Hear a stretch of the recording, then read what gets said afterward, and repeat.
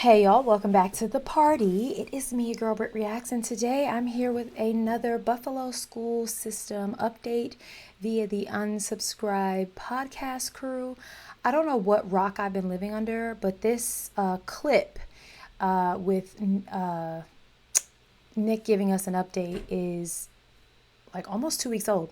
So I did see on Twitter you guys were tagging me in the fact that Nick said that he had given the binder over, but I didn't know there was a clip. So anyway, we're just going to jump right into it. Forget all the formalities and, yada, yada, yada. Let's see what they have to say.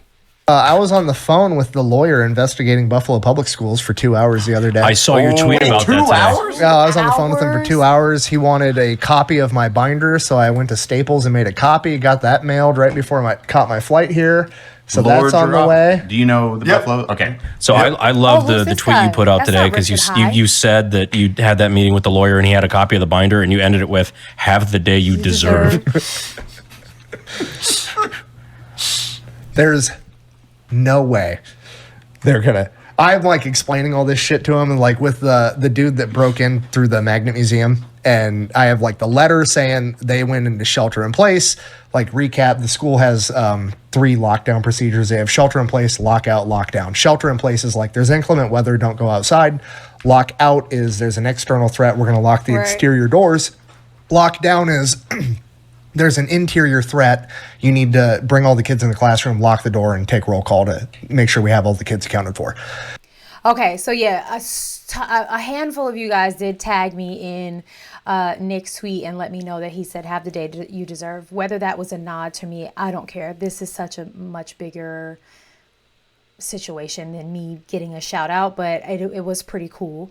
I also don't think he owes me a single thing. I have used that man's content over and over again and regurgitated it in my own way while learning from him. So he's paid his dues to me, if you ask me. But again, the situation is so much bigger than any of us content creators, and I'm just grateful to be a part of the charge toward correcting what is going on in the community that I have moved to. I am not from here. I don't have roots here, but I now live here. And so I am now just as responsible as anyone else who has a Buffalo zip code or lives in the Buffalo area or the neighboring areas, or anyone who knows that there's something really wrong going on surrounding children. We're all responsible as the adults in this world. So yeah, but this whole thing that was really cool. Just so thank you guys for tagging me. But I don't know if I missed you guys telling me there was a clip of this or if no one told me that part. So we'll talk about that later, okay? To bring all the kids in the classroom, lock the door, and take roll call to make sure we have all the kids accounted for. This 33-year-old man breaks into the school, is trying to kidnap kids, is fighting the principal. So the response should be A. Well, okay. Probably shoot the guy. Well, of the three options. Out of the 3 options. Oh, okay. So lockdown, lockout, and then there was Shelter in place, yeah. shelter in place. I would probably say if he's inside the building, and we don't want him to get out, so that way we can shoot him. Right now, let's just protect kids. Yes. What's your? Well, yes, we should Lockdown? still shoot him, but Yeah. The third one. Yeah, shelter lockdown. in place. Right? Okay, Lockdown. cool. you passed. Oh, thanks. So they Right. went into shelter in Are place. you smarter than Buffalo Right, they school went into system? shelter. They went into shelter in place. Okay. And the lawyer's like, yeah, so like when I go into court, they're going to argue that, it was a mistake and, they just didn't make the right call. And I was like, if it was no room between for lock error. out and lock down, I understand your argument. Maybe they didn't know he was in the school yet. Maybe this, that, maybe they misspoke. Maybe somebody misheard lock down and lock out or whatever. Shelter in place has no role there. At no point do you hear, there's a man inside the school trying to kidnap kids and fighting principals. We better send out the inclement weather alarm. Yeah. And the lawyer's like, yeah, that's a good point. I don't know why they would do that other than trying to hide it. And then This is Nick talking to the lawyer, by the way, like clarifying that, like, no, there's no scapegoat on this one. They were dead wrong. I want you guys to know. So, if you're new here and you haven't watched this saga at all, I will give you a brief update. I moved to the Buffalo area last August. My husband we move a lot for his job, and we inevitably ended up making the decision to homeschool our daughter because everyone told us not to put her in a Buffalo public school. And I didn't ask too many questions. It was enough for me that I ran into no one from any demographic, gender, race, creed, religion that could tell me to put her in this school. Everyone had the same response: just don't put her in a Buffalo public school. We looked into private schools, and I just wasn't sure if that was an investment we wanted to make, knowing that we may not be here long term, yada yada yada. Anyway, I ended up homeschooling her. And at the end of the homeschool year, this whole saga happened where Richard High, who is an SVU detective in Buffalo, blew the whistle on stuff that's been going on in the school system. And it was just such a God wink to me that, like, God protected my daughter. And it took me a whole school year to even find that out. And now we love homeschool. We've ended up joining a homeschool co-op, and we will start that in September. But I've started to meet a lot of the moms. We've been meeting about curriculum and stuff. And I ended up telling them about this, and they were all like, no one was shocked. And they were all like, oh yeah, that you made the right decision. If we would have known you that last year, we would have told you the same thing. And then they all had their own stories as women who are from here, have children from here that they never put in the school system. Some women have like 6 children aging from like adulthood down to like elementary school age, and they've all been homeschooled because the school system here is just unreliable. And so for me, it's been I've been following it because it matters. It's in my community. It's right outside my front door. And though we are not in the homeschooling or in the public school system, I do still have to report to the Buffalo Schools District as far as reporting my daughter's quarterly learning and things like that. And, a lot of her friends are in the Buffalo public school system, and to know that they have the potential to be exposed to some of this stuff is it's heartbreaking. It's gut-wrenching. So you guys here on my channel, my community, we raised over $1,600 that we were able to donate to a local organization to help with underserved children in the Buffalo area. And the owner and founder of that foundation she's an alumni of this school that Nick is talking about, where the gentleman broke in and attempted to kidnap 2 children. Now that you're caught up, let's continue. Basically broke down like my whole theory on why they do everything. So in the school district, teachers aren't allowed to call 911 or talk to first responders. Mm-hmm. They have to go to an administrator, right? Can't do it. Like I have interviews of teachers telling me, like, I had a kid pass out, go unresponsive. I wasn't allowed to call 911. We called the principal, and the principal said, we're not calling 911. They made the parents come pick the kid up.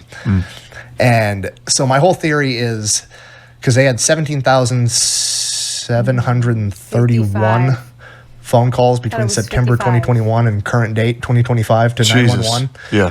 And 54% of them were listed as school other. They have no idea what the calls pertain to.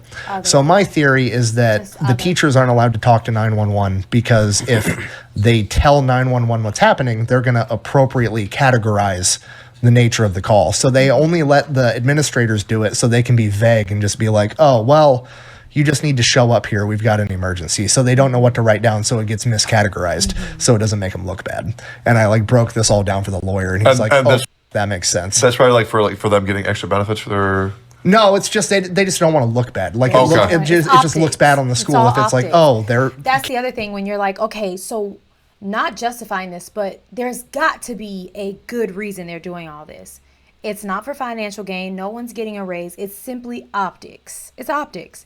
I have 2 things to say. One, I think this is true friendship. Richard High brought this to these gentlemen's attention, and they all went ham with it. Specifically Nick. Nick has done hours of research and interviewing just because I guess he wanted to. He found this to be a passionate subject, and he was not game for it. Like, this is community, this is friendship, this is how you rally and, stick up for your friends, but also stick up for moral cause, right? This is such a character thing. Also, I don't know who this gentleman is sitting in the middle. I'm used to angry cops being there, Richard High, but I'm assuming this is just their special guest and they're explaining the situation. And again, I love that they're not being silenced. I love that they're continuing to update on it.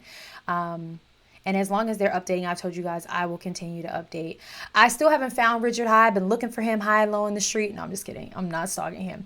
But yeah, it's important work. It's important work because there's a power and a responsibility when you're a content creator to do good and just like be a good person.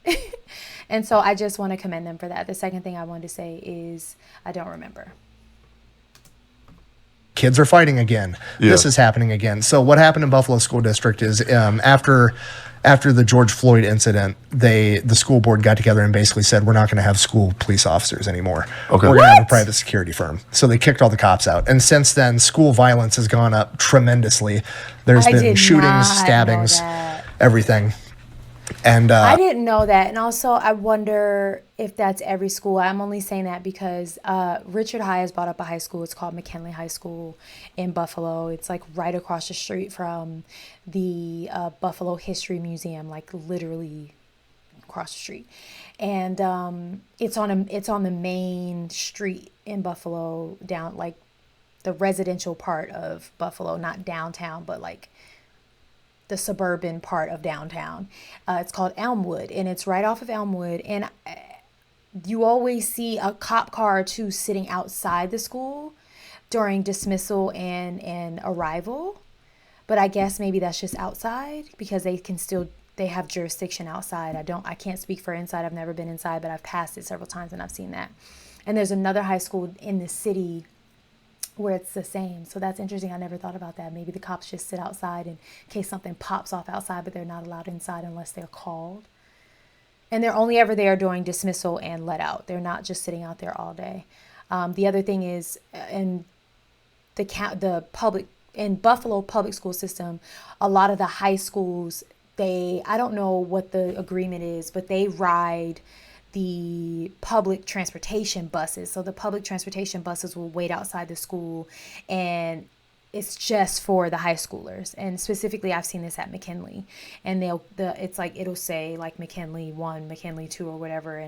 And so I don't know what the contract is with the city and the public transportation and the high schools, but maybe that's another thing that is, it's not a school bus, and so perhaps it can get rowdy. I don't know. I'm just thinking. But yeah, that's an interesting thing, fun fact for you guys that I witnessed with my own eyes riding up and down Elmwood, like running errands or going to a store or something like that. There's been shootings, stabbings, everything. And so I'm guessing that they just don't want to look bad and look dumb. So, well, it's probably more important to protect the kids than their image.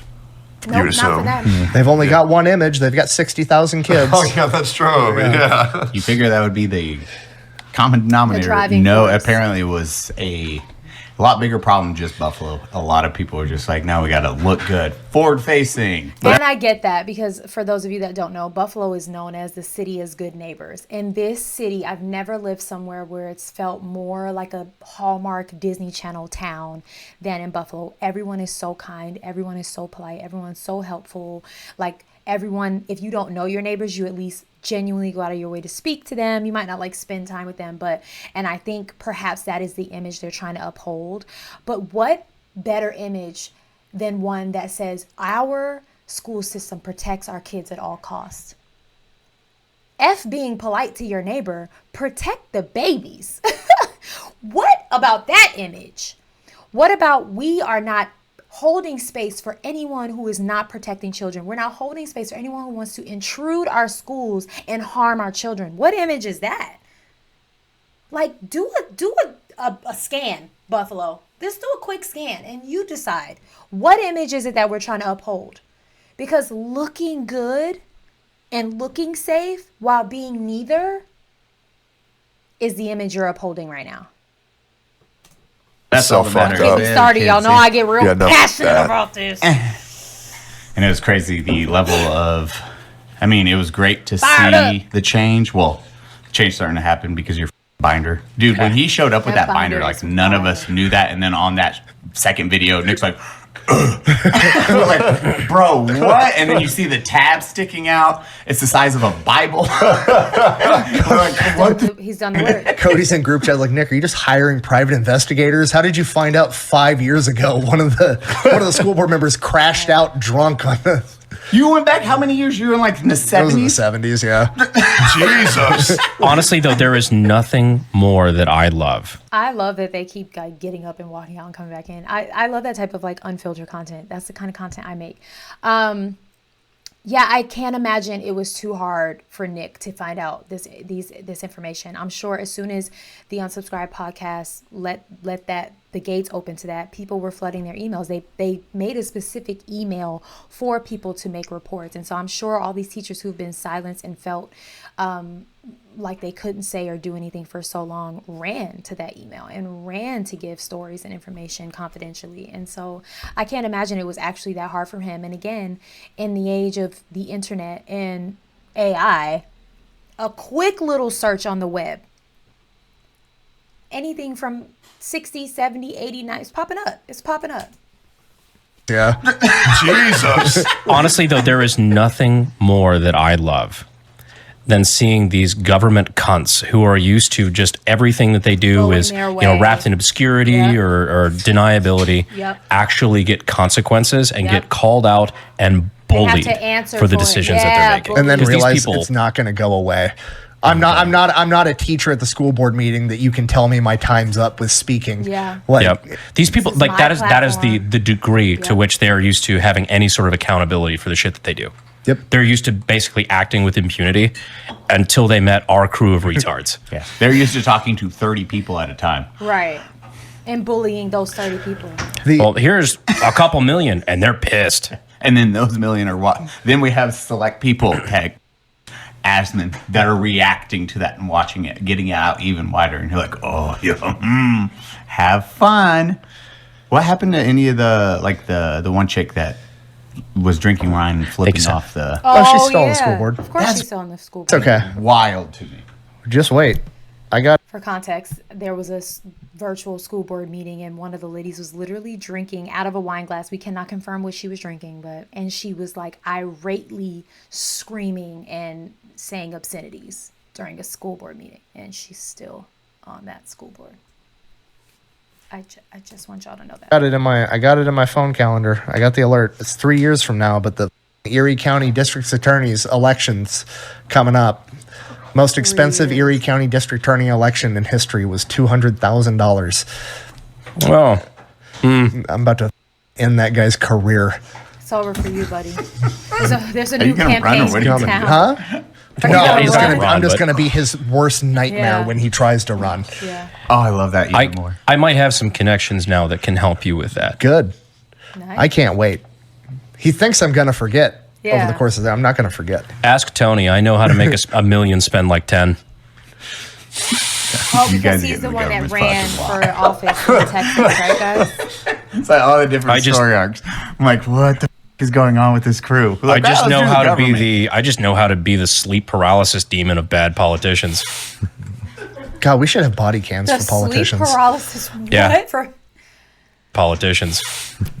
government. I just know how to be the sleep paralysis demon of bad politicians. Of bad politicians. God, we should have body cams for politicians. Shirt. Make it a shirt. Yeah, I still think it would be very funny if a congressman showed up day one, like take the swearing in ceremony with a NASCAR jacket of all of the packs or whatever, set the precedent.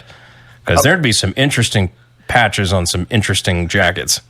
Yeah, I still find it wild. It is a dumbass podcast of YouTubers that now have very, like, friends in very high places all of a sudden. And that's where I do not get it. It's like Congress, you decided to do that. And then you got 400 votes off? 500? 407. Yeah, that number doesn't keep me up at night. No, that's very correct. And then it's Away also from like me. a couple weeks ago, we're at General George's house, kicking it with the top brass of the entire military And senators. and senators and governors. Like, you're like, the weirdest experience possible is that, especially all of us got out as E4s. I think Brandon was an E7, but Off. like the rest, you never see a general, and like you kind of know the military because you're Yeah, dad, but yeah, then yeah. you're like generals, and then they're your just texting buddies now. You're like, oh, what are we doing? We're retards, yo. I love that they keep referring to themselves. He's wearing, as well, the not R now, word. but a tuxedo tie. This means they're a group of men that don't take themselves too seriously, but they also don't have a problem getting serious if they need to.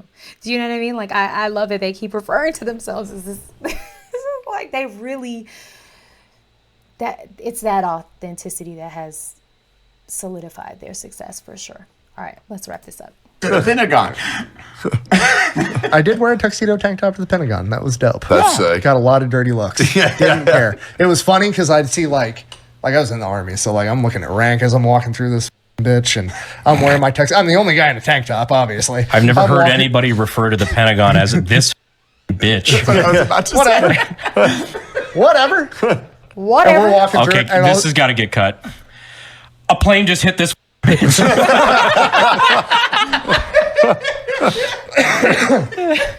so I'm like walking through the Pentagon. I'm seeing like full bird colonels, lieutenant colonels, 1-star generals that are like double taking and looking, and then they'll like start beelining towards me, and then as they get closer, they like see who I'm walking with and talking to, and then they Beeline out the way. they veer off and don't say shit. thought they I were was like, looking this for the is bathroom. hilarious. These guys don't know. I just had 4 White Claws. Oh, don't say White Claw on this platform. Buffalo might take you down, guys. All right. That's the update as of right now. So, there it is. Sorry, I was looking at my suggestion screen. I'll keep you posted.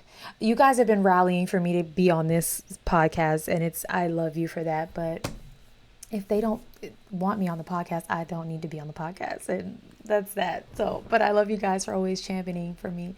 I will be in San Antonio soon, so maybe I will reach out and see what they have to say. Papa Nick, Papa Fat Electrician, if you're watching this, shoot me an email. Let's talk. All right, guys, I love you so much.